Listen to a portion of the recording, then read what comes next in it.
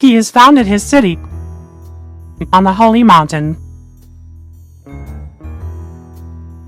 The Lord loves the gates of Zion more than all the other dwellings of Jacob. Glorious things are said of you, city of God. I will record Rahab and Babylon among those who acknowledge me, Philistia too, and Tyre, along with Cush. And will say, this one was born in Zion.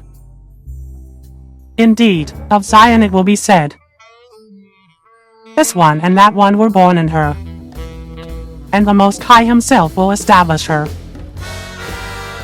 The Lord will write in the register of the people, this one was born in Zion. As they make music they will sing, all my fountains are in you.